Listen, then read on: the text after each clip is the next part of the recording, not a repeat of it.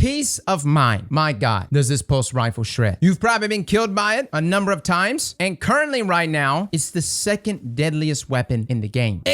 Now, this is a PsyOp weapon, or at least it drops from PsyOps. Again, fellas, there's a number of ways in which you could target attunements for these seasonal weapons, most notably that seasonal unlock where the first weapon you pull every week with an umbral is a red box weapon. Now, I'll say Peace of Mind is arguably one of the harder ones to grind. It does require 5 attunements in order to unlock its weapon pattern, but upon doing so and ranking up this weapon and leveling it, you'll then be able to finally craft Peace of Mind with enhanced traits, which we're going to talk about today. Now, a few things here that I want to bring up about Peace of Mind. Number 1, it comes with the origin trait Land Tank, where final blows with this weapon grant increased resilience and additional damage resistance from combatants. Now, the damage resist is only applicable inside of PvE, which is very, very good. We're talking at 5% damage resist versus combatants per stack and will max up to 3 stacks, and it lasts up to 5 seconds. But the other side of things is that plus 10 resilience. That increase in resilience applies to PvP, and I can tell you, fellas, there were multiple times where that saved me. And if you also stack it with Psionic Forging 2, this increases the duration of Land Tank origin traits, allowing you to maintain higher resilience even longer. Now, Peace of Mind itself. This is a 540 round per minute pulse rifle, and this is an archetype that we've actually seen some pretty stiff competition with over the past year. We've had Darkest Before come back, Jurassic Green, Grid Skipper, and although I really do like those weapons, I actually think Peace of Mind, at least with enhanced perks, are better than all of those. Better than even Darkest Before, which we spoke very highly of. Now, I actually tried out 2 different roles. Now, first up, I like to take the Clever Dragon approach. Clever Dragon was a rapid fire pulse rifle back in D1. One thing that made Clever so good was, of course, its consistency, and it could roll with high caliber rounds. That weapon would flinch the hell out of you. So obviously here, high caliber rounds is the magazine choice for at least us inside of PvP. Now, as far as the barrel perks, now we went a few different directions. We did extended barrel because I wanted to tack on some range. This, of course, gave us that plus 10 in recoil direction. And then I actually applied a counterbalance mod to bring our recoil direction up to about 83. Now, this is pretty vertical. It's got some slight deviation to the right, but you can still make this work. And if you don't want extended barrel, you can, of course, do something like chamber compensator. That will also give you 83 recoil direction. But the problem is this is a rapid fire pulse rifle. And to really get the most out of this archetype, fellas, you're going to want to lay on the trigger. And even though full auto retrofit is supposed to be an accessibility thing at some point, it's not been added yet, meaning you still have to slot it in that mod slot. But when you do slot full auto on this archetype, man, it is a bullet hose. Now, the problem is when you do that, this leaves your recoil direction kind of bad, which is where Arrowhead Brake comes in. We tried it with Arrowhead Brake. This brought our recoil direction up to 88, which is still pretty vertical. Again, still some slight deviation there to the left, but not that much. The main takeaway from this is that full auto proved itself to me to be a very good mod on this archetype of weapon. Now, let's talk about the enhanced traits that we tried. We first tried heating up and moving targets. Now, the main takeaway from this is that heating up, even in its base form, is so good. But it stated that in its enhanced form, the final blows with this weapon increase accuracy and stability while improving vertical recoil for a longer duration. So essentially lasts longer. Now, I love heating up. I've often talked very positively about heating up. The problem with heating up, though, is that you got to get that first kill. And I found myself with heating up that even though it was nice, normally, even with the enhanced form, after a single gunfight, re-peaking, I had to just wait a little bit to get my recovery back. Now, of course, there's ways around this: Worm Husk, One Eye Mask, etc., Devour, and of course, that chains with heating up very, very well. And I would normally say that heating up is the way to go, especially with damage perks like Rampage, or any damage perk that stacks with every consecutive kill. I know we have Adrenaline Junkie here, which you can most definitely use, especially the enhanced version. So my suggestion would be, if you were gonna have a combination, you would want to do a heating up Adrenaline Junkie roll together. For me, though, that's not what I was looking for. I was looking for a pulse rifle that can dominate in 1v1s, something I could take in things like Trials or even Rumble. Now, the trait combination we were using in that final column was Moving Target, which, by the way, its enhanced form increases that movement speed and improved target acquisition when moving while aiming down sights. Now, again, base form of Moving Target is like plus 10 aim assists, and you also get that reduction in move speed while aiming down sight and strafing. The main takeaway is that you get even improved target acquisition, so even more aim assists. Now, granted, this weapon already has 82 aim assists, so even the base form of Moving Target is still really good, still gonna kick it up to 92, and with some targeting perks, you're already reaching max, but that was the enhanced trait that we chose in that final column. Now, I swapped off of heating up, though, mid-review to try out enhanced perpetual motion. motion. Now, perpetual motion is very, very good. Even its base form. You gain bonus to stability, handling, and reload speed while you are in motion. And you essentially only have to move for 2 seconds to get that first stack. Now, you have to move for a total of 10 seconds for that second stack, but even the base form will persist for a half a second once you stop moving. The enhanced version of perpetual motion essentially gives you the exact same bonuses, but it allows you to hang on to that stack or stacks of perpetual motion even longer. Now, there's some question here of like whether or not the enhanced version actually increases that duration substantially, especially considering like what falls into the jurisdiction of movement. Is it when you're actually strafing? My experience with it, at least when I'm coming out of a sprint, there were multiple times that perpetual motion would last 3-4 seconds, which is a really long time considering all the benefits that it gives you for doing literally nothing but moving. And some other benefits about perpetual motion is the fact that you can proc it even while the weapon is stowed. That's beautiful. That right there is what makes this trait, to me, the go-to trait in that first column. Now, we pair this with moving targets, but honestly, perpetual motion and elemental capacitor, especially if you're playing void or even stasis or even arc, can be really, really good. An elemental capacitor in its enhanced form essentially gives you all the benefits that base elemental capacitor gives you, which is things like plus 18 stability, plus 20 recoil direction there with stasis, but even more so. And it actually states substantially increases those stats. Even though I was shredding with this moving target role, I'm leaning more toward elemental capacitor despite not even using that role yet. And I would use that role, but I'm out of materials. Crafting is bleeding me dry, man. But that elemental capacitor perpetual motion role, depending on what falls into that jurisdiction of substantially increases things, you can look at a situation, especially with stasis, where it might even max out your recoil direction. Or with void, considering the base form of elemental capacitor gives you plus 18 stability, what if this one is like plus 30 stability? That's nuts on a rapid fire frame pulse rifle. And like I said, even though enhanced moving targets is really, really good, with targeting perks, you're already getting kind of close to that max aim assist. I did enjoy the increase there in strafe speed, which worked well for perpetual motion because I'm constantly trying to move. I'm constantly trying to keep that trait alive. So you really can't go wrong with either of those. So for me, inside of PvP, guys, if you're looking for something just for sixes, Adrenaline Junkie heating up all day long with that enhanced versions. If you're looking for something to shred in 1v1s, perpetual motion moving targets or perpetual motion elemental capacitor. Overall, this weapon is so good. Its optimal time to kill is 0.8 seconds. Its body shot TTK is 1.4 seconds, which is actually one of the better time to kills for pulse rifles. And it's very, very good in duels. That's what makes this pulse rifle so good, especially when you start applying things like high cal. I can't tell you how many times I would beat opponents despite missing my shots, despite them maybe having a last word or something that should be shredding me up close, but somehow peace of mind with the amount of gunfire that it puts out and high caliber rounds was flinching the hell out of my opponents. Now, PvE, this is a very good pulse rifle as well. Probably see it right there, Overflow and Vorpal. Very, very good. You also got Focus Fury, which is kind of a more difficult one to proc when it comes to pulse rifles or any type of rapid fire weapon, but perhaps you can make it work here. Adrenaline Junkie could still be utilized inside of PvE as well. And even if you were just using this weapon just to take down some champions and swapping back and forth to a special weapon, fellas, you got auto-loading holster with Vorpal or even auto-loading holster in Harmony. Imagine proc in Harmony with your special weapon, swapping back over to it. You've got that increase of 20% more damage, and with the enhanced form, it's supposed to last even longer. Base form already lasts 7 seconds, so even longer than that. And then as soon as you get all of your shots out, boom, swap back over to your special weapon, reproc it again. Auto-loading holster will reload the weapon. You follow me, fellas? Do that with a magazine perk like a Pendant Mag or even Extended Mag if you're rocking with the auto-loading holster, and you'll have a very good pulse rifle in PvE. It's also a kinetic weapon as well, so it's going to be doing more damage. And considering all the benefits that we mentioned about Land Tank, with that increase in resilience and that additional damage resist, that will clutch up so much in high-end PvE content. I depended on Land Tank in the day one raid. I was using the bow under your skin. By the way, if you haven't checked out that review, feel free to check that one out. We did an enhanced review of that weapon as well. But utilizing under your skin with Land Tank, with Sonic Forging 2, that saved my life all day, day one, in Valve the Disciple. So depend on that origin trait, fellas. It will keep you alive. And considering the likes of like Protective Light got nerfed, you need other ways to stay alive. Now, is Peace of Mind the best rapid fire pulse rifle in the game? Currently right now, especially with the enhanced versions that I've played with, I